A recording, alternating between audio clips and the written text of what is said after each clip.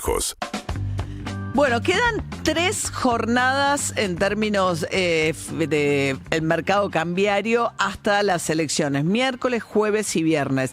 De campaña quedan 2 nada más porque 8 de la mañana del día viernes arranca la veda. Ayer Milei estuvo en Córdoba, que es uno de los distritos claves en esta elección, donde el gobierno, después de lo que fue el resultado del 7 de septiembre en la provincia de Buenos Aires, 14 puntos de diferencia a favor del peronismo, fundamentalmente busca achicar esa diferencia. ¿Para qué? Para que sea menor la cantidad de votos que tiene que sacar en otras provincias que compensen. O sea, va a haber 2 cálculos. En realidad lo que se vota son 8 provincias votan senadores, 3 senadores por cada provincia, 2 por la fuerza más votada, 1 por la que quede en segundo lugar, y en 24 distritos se votan diputados. En función de ese resultado se reparten los senadores de las 8 provincias y la mitad la banca la Cámara de Diputados, que son lo que se renueva.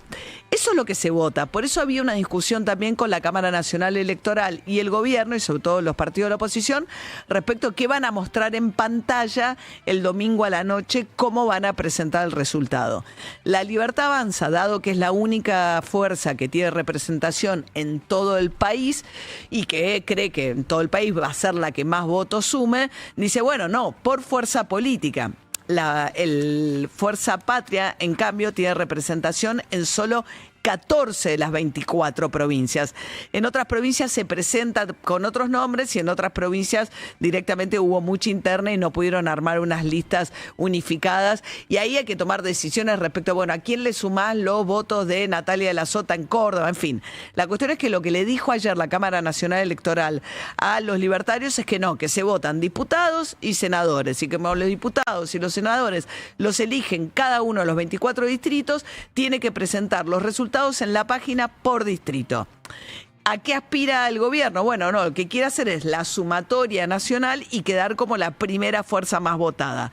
Para que eso ocurra, que es probable que ocurra, entre otras cuestiones por esto que estamos hablando, que es la única fuerza que tiene representación en los 24 distritos, tiene que, en el conteo nacional, que no es el que determina cómo se reparten las bancas, pero sí en el conteo nacional para decir, bueno, ¿cuántos de los que fueron a votar votaron a favor o en contra de Milei? Básicamente, esa pregunta se responde de otra manera, que es en el conteo nacional. En ese porcentaje, bueno, cuanto más cerca de 30, peor es el resultado, por debajo de 35. ¿Por qué?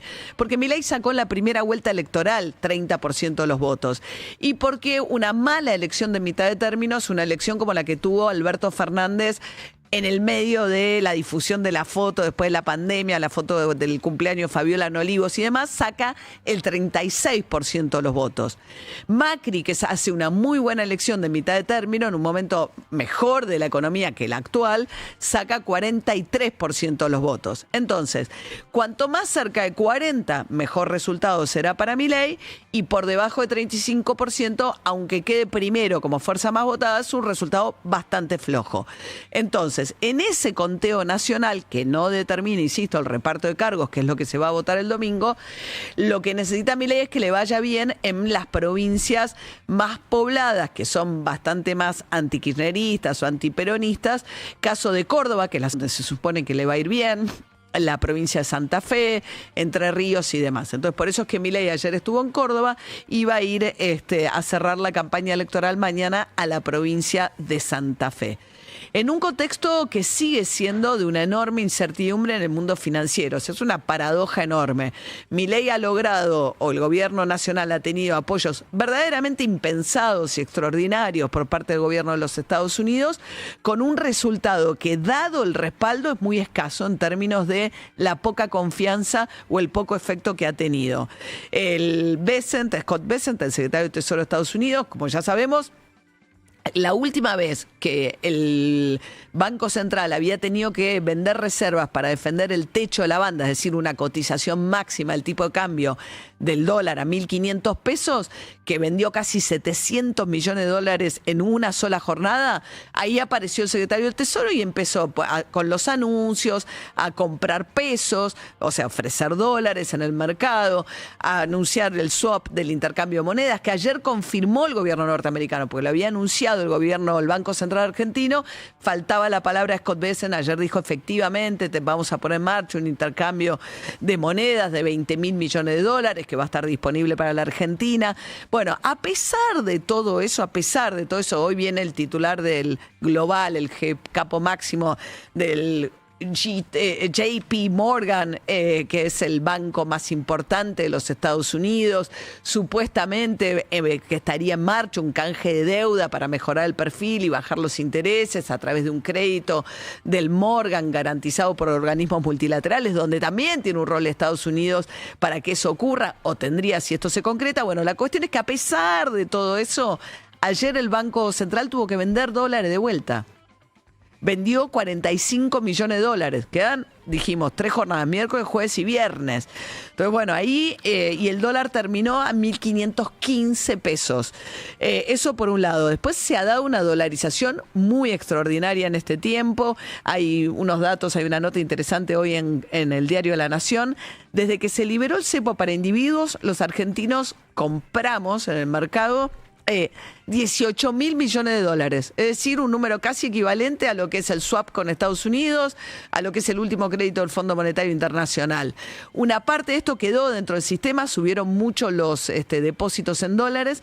Hoy en día 3 de cada 10 depósitos son en dólares, o sea, subió mucho la dolarización de las carteras, y a pesar de que las tasas están altas y que en teoría, si uno creyera que el dólar se va a mantener y que efectivamente el techo de la banda va a ser el mismo el lunes, te convienen las tasas de interés en pesos. Pero eso no está pasando. Lo que está pasando es que la gente se va de los plazos fijos, incluso las cajas de ahorro, y se sigue dolarizando rápidamente. Y esto mantiene una demanda que explica por qué del otro lado la oferta nunca alcanza. Ese es el escenario. Veremos qué tipo de reacción tiene el domingo al resultado Javier Milei. Dijo Milei que el domingo, en función del resultado, va a tomar las decisiones finales respecto a los cambios que va a introducir en el gabinete. Él mismo dijo que su mayor aspiración es lograr el tercio que le permite evitar que la Cámara de Diputados tenga 2 tercios para insistir cuando él veta una ley, ¿no? Entonces es un bloque de 86 diputados que le garantizaría que la Cámara de Diputados y el Senado no insisten con ciertas leyes, como pasó con el Garraham, como pasó con la ley de financiamiento universitario y como pasó también con la ley de discapacidad. Todas leyes con las cuales el Congreso sancionó, Milei vetó, el Congreso insistió con 2 tercios y Milei está haciendo trampa ahora al gobierno, porque dice, no la puedo implementar porque no me dice de dónde salen las partidas de plata. Esto cuando lo que ocurre es que no hay un presupuesto vigente, porque el Ejecutivo no quiso tener un diálogo en el Congreso y eligió prorrogar por decreto y manejarse por decreto. Entonces, si el Ejecutivo reasigna partidas solamente vía decreto, el Congreso no le puede decir. Justamente, además, tiene la autoridad el jefe de gabinete para reasignar partidas y dirigirlas hacia este financiamiento que le indicó el Congreso. Todo esto el gobierno hasta ahora eligió ignorarlo por la manera en que termina reglamentando estas leyes. Pero entonces por eso es que el objetivo de Milei, según le decía ayer a la nota que le daba Andino, es tener ese tercio para que no se le dé ese escenario, para que nunca más, ante un veto de Milei, pueda el Congreso insistir. Adicionalmente, también le evitaría un juicio político, si eso fuese el escenario, que es otra de las cuestiones que necesitan una mayoría especial. Y hablando de eso, del Congreso, una de las cosas que funcionó, me parece que muy bien, ahora vamos a expandirnos con Santi Siri, es la comisión investigadora del caso Libra, que encontró la ruta del dinero, lo que ellos llaman una cueva financiera, por la cual Novelli, que es el financista que conoce a Milei de su vida privada y que le lleva a Hayden Davis a la Casa de Gobierno, cobró $2 millones, él y su socio, de esa operatoria. Y lo otro que surgió en las últimas horas, que para mí con la llegada del titular del JP Morgan, Jamie Dimon, a la Argentina, y siendo que casi todo el equipo económico, o sea, las máximas autoridades del equipo económico, tanto presidente y vice del Central como el propio ministro y su vice Daza, son ex integrantes de este banco.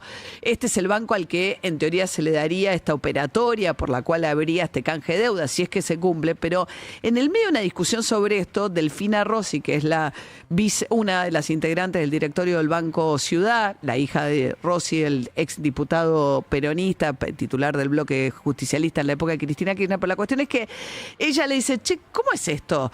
Preguntándose si no hay un conflicto de interés en todo esto entre sus entre los que son los jefes actuales del banco que empleó durante tantísimos años a los actuales titulares de Economía y del Banco Central. Y en ese medio de esa respuesta, Caputo le contesta, mira, vos no tenés idea lo que es trabajar realmente para el sector privado, yo estoy acá en el sector público ganando nada, en comparación, vos en cambio sos una persona que gana en el sector público lo que no ganaría ni en 1000 vidas en el sector privado, y lo mío es puro sacrificio por la patria, dice Caputo en este tuit, a punto tal que tengo 2 de mis hijos trabajando gratis. Lo cual es toda una revelación, porque es otro conflicto de interés potencial, porque sus hijos, si son los hijos que están involucrados en financieras o en unos estudios de abogados que atienden a algunas de las empresas más grandes de la Argentina, no podrían trabajar gratuitamente a menos que estuviesen nombrados y que donasen su salario y que eventualmente de estar nombrados estarían regidos por las leyes que rigen las incompatibilidades en esta materia. La verdad es que es muy llamativo que en el medio de toda esta discusión el ministro de Economía termine revelando que hay 2 de sus hijos, de los cuales nunca nadie había hablado.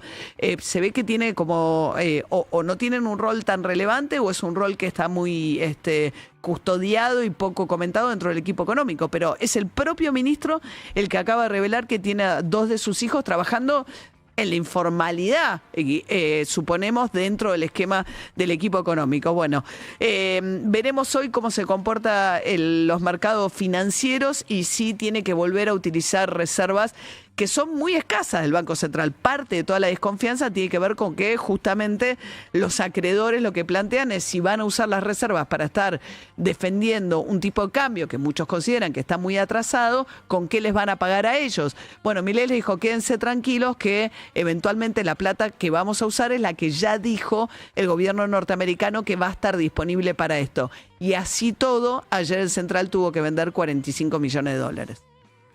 Shine, shine.